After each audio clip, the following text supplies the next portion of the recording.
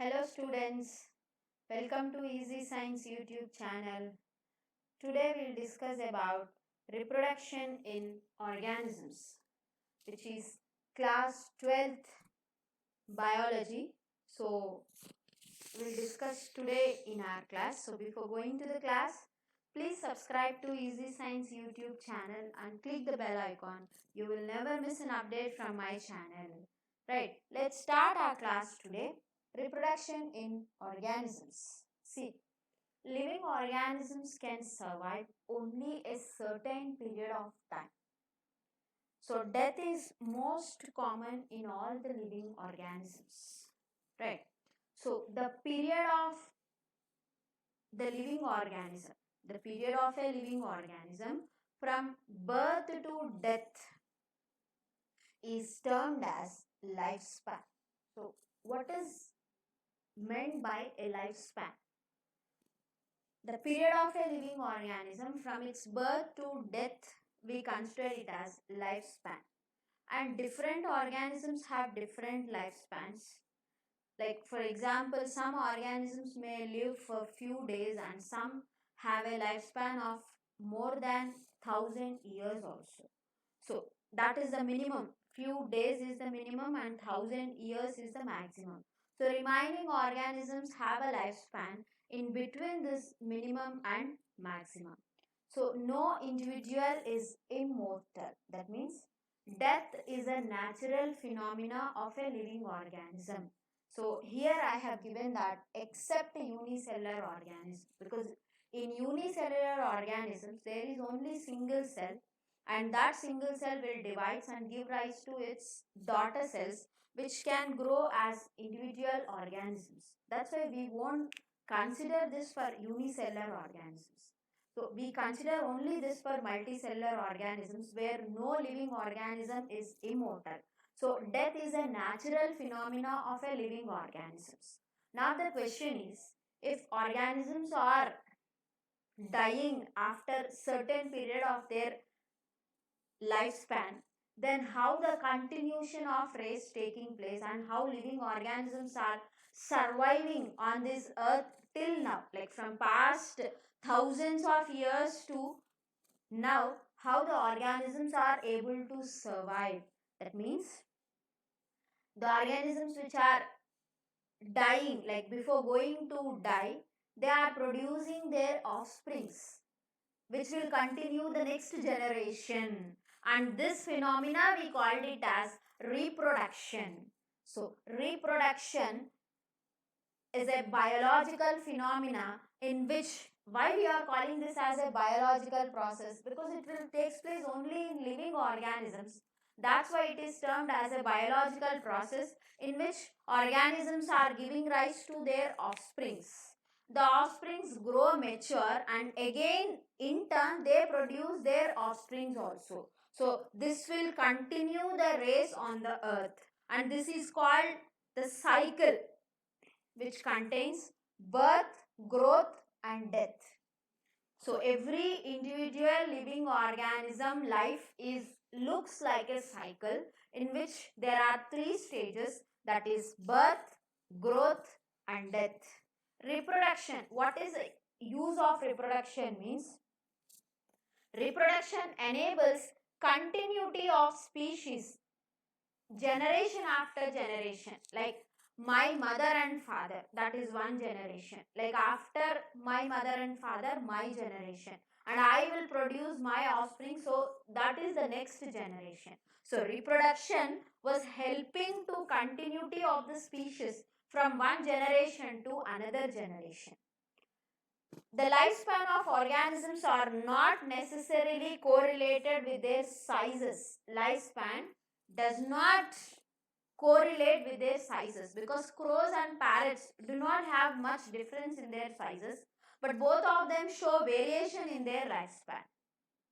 So there is large diversity in the living organisms. See, whatever living organisms which are living on this earth exhibit a large diversity, that is changes. Organisms have their own mechanisms to multiply and produce offsprings. All the living organisms do not produce their offsprings in a same way. Every individual has its own mechanism to multiply and produce its offsprings. And the mechanism it will adapt to produce its offspring will always dependent on the habitat in which the organism was living and its internal physiology. And there are several other factors also, but mainly it is depending on the habitat in which the living organism is living and its internal physiology. So reproduction is divided into two types. It's not phase, it's two types. And how we have divided reproduction into two types means that is dependent on the involvement of parents. Whether in reproduction only one parent is involving or both the parents are involving. Depending on that, reproduction is divided into two types. They are asexual and sexual reproduction. So, reproduction is of two types, asexual reproduction and sexual reproduction. So how we will divide this reproduction into two phases means depending upon the involvement of parents. Whether in reproduction only one parent is involving or in reproduction both the parents are involving. Depending on that, reproduction is divided into two types. One is asexual reproduction and the second one is sexual reproduction. So let's discuss about asexual reproduction. So asexual reproduction means single parent is capable of producing its offspring. There is no involvement of both the parents. Only single parent is able to produce its offsprings. And as the offsprings are obtained from the single parent, they are identical. That means exact copies of their parents. And these offsprings are genetically and morphologically they are identical. The offsprings which are produced during asexual reproduction are genetically and morphologically identical with the parents because the single cell was dividing, single parent was giving rise to its offsprings. No involvement of both the parents, only one parent was involving. That's why whatever offsprings produced, they are morphologically and genetically identical with their parent. Whatever parent is involved, identical with the parent. So, such species which are genetically and morphologically similar are known as clone. So, what is a clone? The species which are genetically and morphologically similar are termed as clone. Asexual reproduction. See what type of organisms will exhibit this mode of reproduction. It's most common in single-celled organisms and plants and animals which have relatively simple organization. That means in their body design, it's very simple. Then they'll go for this asexual mode of reproduction. Generally, this mode of reproduction is most common in unicellular organism and even in some plants and animals which have relatively simple organizations also exhibit a sexual mode of reproduction. So in protistans and monerans, the parent cell divides and give rise to two individuals. Thus in these organisms like unicellular organisms, cell division, single cell will be present that will be divided into two daughter cells. That is, cell division itself is a mode of reproduction in protistans and monerans. So, we have different modes of asexual reproduction. We'll discuss about that. So, binary fission, the single cell is divided into two identical halves. That's why binary. Binary stands for two. Single cell divides into two daughter cells and the two daughter cells are equal. Two equal halves, right? And they rapidly grows into adult organism. This mode of asexual reproduction is known as binary fission. Binary fission is most common in amoeba and paramecium. And the second one is reproduction by buds. So example, yeast and hydra, they generally reproduce by buds. So this is an unequal division where some buds are produced on the parent cell which remains attached to the parent cell for some time and eventually gets separated from the parent plant and grow as new yeast cells. So this type of asexual reproduction is known as budding. Small buds arises from the parent cell which initially attach to the parent cell and eventually get separated from the parent cell and grow as new adult organisms. So this type of reproduction is termed as budding, which is most common in yeast and hydra. And so the members of fungi and small plants of algae, they reproduce by special structures. So one of the structure is zoospores and it is most common in Chlamydomonas. This type of reproduction, asexual mode of reproduction is most common in Chlamydomonas and these are the asexual reproductive structures. Zoospores are the asexual reproductive structures which are microscopic and motile structures. Motile means ability to move, right? And zoospores, this mode of asexual reproduction is common in Chlamydomonas. Most of the fungi and even algae also have this mode of reproduction. And the next one is Conidia, reproduced by Penicillium, buds, hydra we already discussed. Gemmules are formed in some of the sponges. These are the structures which contains gemmules contains a small group of cells which have a protective layer. Whenever favorable conditions are there, this layer will break down and releases the group of cells which grow into new individual organisms. And this is the mode of reproduction in sponges. So this is the reproduction in amoeba. Like we already discussed that binary fission is most common in amoeba where the single parent cell contains a single cell. So this is the nucleus of the parent cell and pseudopodia, false legs we call it as. They are minimized. You can easily identify the diagram. The pseudopodia are minimized here, right? And the nucleus will be enlarged and a constriction arises and divides into two daughter cells. This is known as binary fission because the single cell is giving rise to two daughter cells. As these two daughter cells are obtained from a single parent, they are morphologically and genetically identical with the parent cell. So in a sexual mode of reproduction, the offsprings produced are genetically and morphologically identical.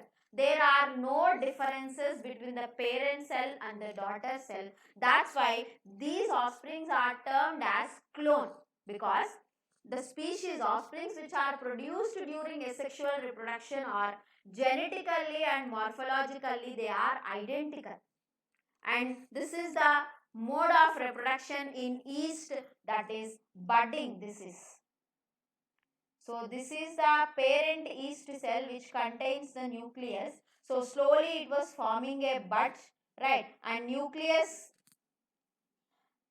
enlarged and divides into two. Finally the buds are formed and these buds get separated from the parent cell and grow as new individual. And this mode of reproduction is termed as budding, which is most common in yeast and even hydra also. Right. The next one. So these are the some of the structures, asexual mode of reproduction, and these are known as zoospores in Chlamydomonas, and these are the conidia, right? Penicillium reproduced by conidia. These are the structures which get, if favorable conditions are there, they get separated from the parent plant and grow as new individual. And this is hydra. The mode of reproduction is budding. See, small bud arises. Whenever favorable conditions are there, get separated from the parent plant and grow as new individual. And this is known as gemmule in sponges. I said no, gemmule in sponges. a group of cells. Gemule means a group of cells which was enclosed in a membrane. Whenever favorable conditions are there, the membrane breaks and releases the cell, and these cells will grow into a new individual. So these are the some common modes of asexual reproduction in different organisms.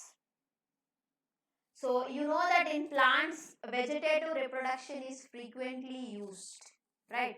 So the vegetative structures which are capable of giving rise to new offsprings are known as vegetative propagules. See, for example, potato is a modified stem, right, which contains small structures called eyes. The eyes are capable of giving rise to new plants, right? So these eyes are considered as vegetative propagules. That means the vegetative structures which are capable of giving rise to new offsprings are termed as vegetative propagules. Since the formation of these structures like these vegetative propagules which can give rise to the new plants, they are not formed by two parents. Like the formation of this vegetative propagules do not involve two parents. That's why vegetative reproduction is also termed as asexual mode of reproduction. So these are the common modes of vegetative reproduction in plants. So this is potato. It's a stem, modified stem, where eyes are present and eyes are capable of giving rise to new plants. And this is a modified stem ginger, where you have these nodes. Nodes produces adventitious roots. When these adventitious roots touch the soil, they give rise to new plants. And this is bulbil of agave. This is known as agave, and these structures are called as bulbils. When they get separated from the parent plant, they grow as new plants, and these are the adventitious buds that arises from the corners of the leaf, bryophyllum, which give rise to new plants. And these are the offsets which are produced in water hyacinth, get separated from the parent plant and grow as a new individual plant. So these are some of the most common vegetative propagation methods in plants. So the offsprings that are produced by vegetative propagation are genetically and morphologically identical with the parent plant. That's why these offsprings are also termed as clone. Yes, these are also termed as clone. Right. So that's the end of asexual reproduction. Let's move to another mode of reproduction, that is sexual reproduction. So you know, sexual reproduction involves male and female gametes. That is, both the parents are involved in this mode of reproduction. So this is why, like, formation of gametes like male and female gametes can be done by the same individual or different individuals of opposite sex. These gametes like male and female gametes fuse. That process we called it as fertilization. Fusion of male and female gametes is known as fertilization, which results in the formation of a zygote. And zygote develops into new organisms. So asexual reproduction, as sexual reproduction, in sexual reproduction if you identify, there is involvement of two gametes. That's why the offsprings produced in this mode of reproduction are not identical. A clone is not present in sexual reproduction because offsprings are completely different when compared to their parents. So generally, the life of an organism, like who are undergoing this mode of reproduction, sexual reproduction, their life is divided into three phases. The first one is juvenile phase. So what do you mean by juvenile phase means? See, organisms when they born, they don't have the capacity of producing offsprings in sexual reproduction. They has to reach a certain age, that is, some growth has to takes place, some maturity has to occur in order to produce their offsprings sexually. And the period of growth and maturity to reach the to reach the ability to produce their offsprings is known as juvenile phase. See, every living organism which is reproducing sexually, that has to reach a certain stage of growth and maturity in their life before they can reproduce sexually, and this phase of growth and maturity is termed as juvenile phase, right? And this juvenile phase is termed as vegetative phase in the plants. So at the end of the juvenile phase, they are growing and they reach the maturity, right? And next phase of the juvenile phase is the organism is now has the capacity or capable to produce their offsprings by sexual reproduction, and this phase of producing their offsprings sexually is known as reproductive phase. And finally, after some time, after the reproductive phase, organisms are starting, like they are growing old and slowly lose their capacity of producing offsprings, and this phase we called it as senescent phase, and senescent phase finally leads to death. So organisms which are reproducing sexually, their life was divided into three stages. One is the juvenile phase, where the organisms grow and mature in order to produce their offsprings sexually. This phase we called it as juvenile phase. And the second one is, in this phase, organisms have the capacity or they are capable of producing their offsprings sexually, and this phase is known as reproductive phase. Finally, organisms are growing old and slowly they lose their capacity of producing their offsprings. This phase is known as senescent phase, and senescent phase finally leads to death. Juvenile phase is known as vegetative phase in case of the plants. So you know we have annual plants, biennial plants and perennial plants. Annual means which can live for 1 year, biennial means which can live for 2 years, perennial means which can live for more than 2 years, right? So annual and biennial plants, they show a very clear cut vegetative, reproductive and senescent phases. But in case of the perennial plants, it's very difficult to define clearly these phases. That in perennial plants you can't say that this is juvenile phase and this is reproductive phase and this is senescent phase. That differentiation, to define that differentiation, it's very difficult in perennial plants because of perennial plants were exhibiting some unusual phenomena. So what is the reason? Why can't you clearly define the different phases of a plant, of perennial plants? The reason is they are exhibiting some unusual phenomena. Here I have given some examples like bamboo species.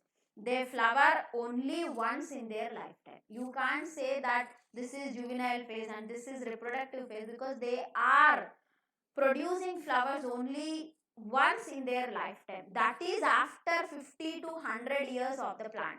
And Strobilanthes kuntiana, and it's commonly called as Neelakurinji. It's commonly called as Neelakurinji. And this plant will flower once in 12 years, right? So this, because of this unusual phenomena in perennial plants, it's very difficult to define clearly the phases of the life. But in annual and biennial plants, we can clearly define the vegetative phase, reproductive phase and senescent phases.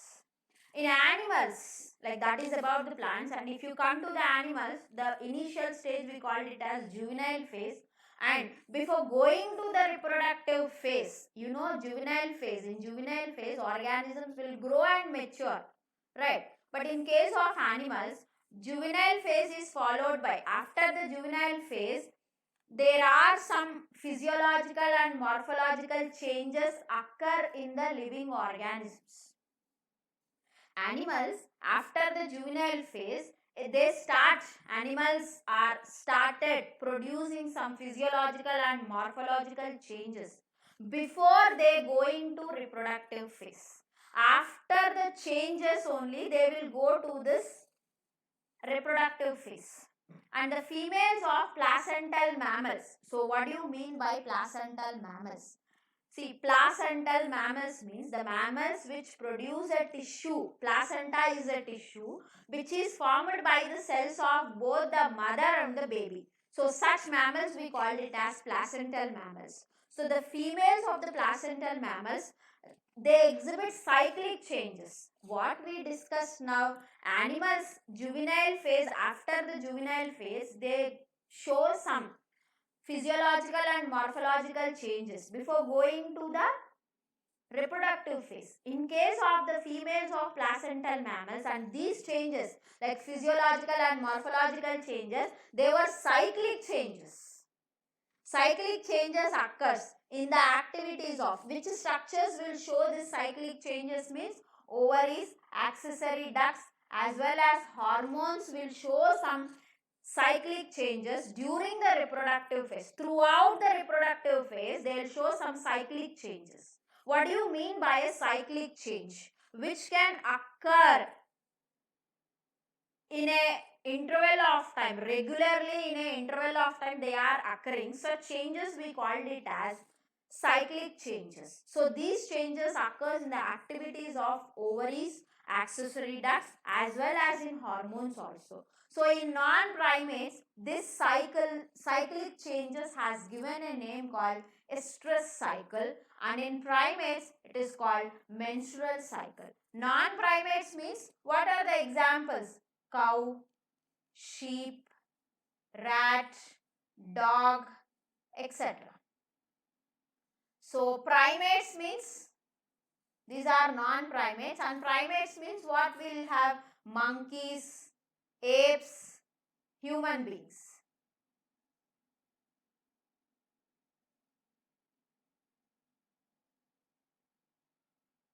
So the cyclic changes in non-primates are termed as estrous cycle, and in primates these cyclic changes are termed as menstrual cycle.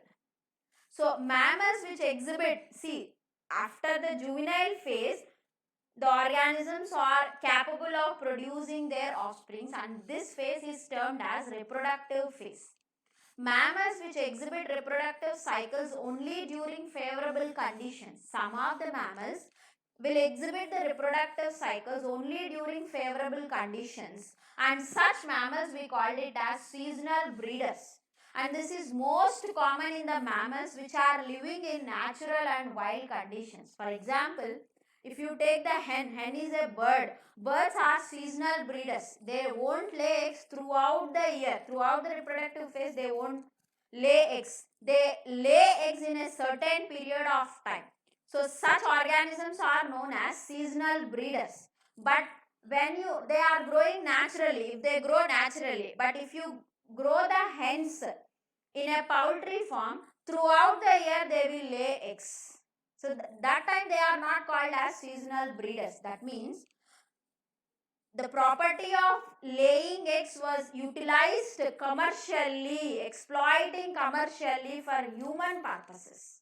Right. So mammals which exhibit that is reproductive cycles only during favorable conditions are termed as seasonal breeders. Generally seasonal breeders are growing in natural conditions and even in wild conditions. And mammals which are reproductively active throughout the reproductive phase. For example, if the reproductive phase is for 10 to 15 years, and throughout this 10 to 15 years if they are active, producing their offsprings, so such mammals are termed as continuous breeders. See, human beings are example of continuous breeders. Right. So, and the end of the reproductive phase, after some years they lose their capacity of producing offsprings and they are becoming old. So the end of the reproductive phase is known as old age or senescent age. It will lead to death. In both plants and animals, hormones are responsible for the changes between these three phases like juvenile phase, reproductive phase and senescent phase. Hormones will play an important role. Right. Generally, we discussed that asexual mode of reproduction is common mode of reproduction in unicellular organisms and the organisms which are having simple organization. But during unfavorable conditions, these organisms will shift to sexual mode of reproduction, which are reproducing asexually, will shift their mode of reproduction to sexual reproduction during the onset of unfavorable conditions. Adverse conditions means unfavorable conditions are there, they shift their mode of reproduction to sexual mode of reproduction. What is the reason why they are shifting the mode of reproduction from asexual to sexual during unfavorable conditions? The reason is during sexual reproduction there is involvement of both the gametes which leads to variations. The differences present in the same organism is known as variations. Variations leads to evolution. That means the variations that obtained in an organism can make the organisms to able to live in unfavorable conditions, capable to live in unfavorable conditions. That's why whenever there are unfavorable conditions are there, asexual organisms change their asexual mode of reproduction to sexual reproduction in order to get offsprings which can suit better to the environment.